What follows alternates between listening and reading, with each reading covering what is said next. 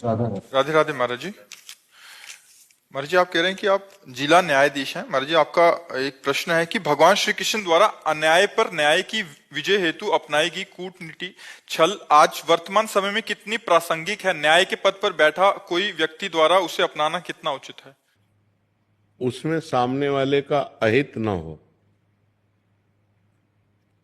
भगवान ने कभी दुर्योधन का अहित नहीं चाहा है।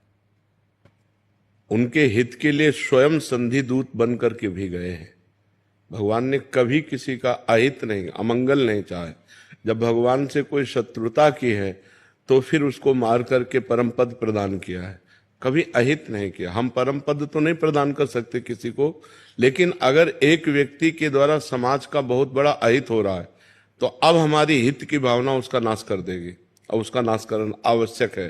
जैसे हमारे किसी अंग में कैंसर हो जाए तो पूरे शरीर का नाश हो जाएगा, तो ये हित है।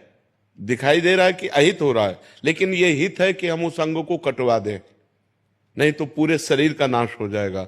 ऐसे ही न्याय पद्धति हमारी कहती है कि जैसे एक व्यक्ति से किसी समाज का अहित हो रहा हो, अमंगल हो रहा हो, तो उस व्यक्ति को शासन में ले लेना चाहिए और उसको उचित दंड देना चाहिए और उसको कैद में रखना चाहिए। ऐसे ही एक गांव से अगर पूरे हमारे राष्ट्र को परेशानी हो रही तो उस गांव को शासन में ले लेना चाहिए। वो हित ही है, वो अहित नहीं है। तो जो हमारे यहाँ नीतियां चलाई गई, जैसे विदुर नीति है, विदुर जी ने कई नीतियों की व्याख्या की महाभारत में कि हमको शत्रु दल को किस तरह से पराजित करना है। अपने यहाँ प्रयोग भी किया जाता है, अपने राष्ट्र में प्रयोग भी किया जाता है, उन हमारी ऐतिहासिक नीतियों का प्रयोग भी किया जाता है। तो अहित नहीं, हमारा जो भारत देश है वो कभी किसी का अहित नहीं सोचा। हम अपनी तरफ से आपका अहित नहीं करेंगे। हमारे यहाँ नीतियों में सबसे प्रधानता हित नीति रही है कि सबका हित हो। परहित सरिस धर्म नहीं भाई, पर पीड़ा सम नहीं अगमाई। हम तुम्हें कष्ट नहीं देंगे, लेकिन आप हमको छेड़ोगे, हमारे समाज को छेड़ोगे, हमारे राष्ट्र को छेड़ोगे, तो फिर हम समर्थ हैं, हर तरह से आपको शासन में ले सकते हैं। ये हमारे देश की नीति रही, शुरू से नीति रही है। तो ये उचित है। छल भी उचित है, छल भी उचित है, क्योंकि अगर हमें शत्रु बलवान है और उसको पराजित करना है तो हमको छल का प्रयोग करना होगा। भगवान ने स्वयं किया, जैसे अश्वत्थामा मरो, क्योंकि गुरु द्रोणाचार्य जी को परास्त करना संभव। अर्जुन सामने वही खड़े हैं जिनको प्रत्यंचा चढ़ाना सिखाया स्वयं द्रोणाचार्य जी ने।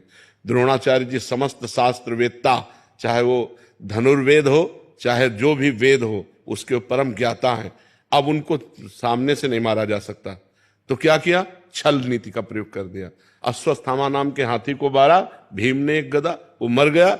भगवान श्री कृष्ण का अश्वत्थामा हतो, ये जो ही आवाज कान में पहुंची द्रोणाचार्य, अश्वत्थामा मारा गया। युधिष्ठिर जी की तरफ देखा और कहा अश्वस्था, तो उनका अश्वत्थामा हतो, और जो ही बोले नरो या कुंजरो, से शंख ध्वनि हो गई। यद्यप वो सत्यवादी धर्मराज युधिष्ठिर थे, एक भी शब्द कहीं मिस्टेक ना हो, पर मिस्टेक कर दिया।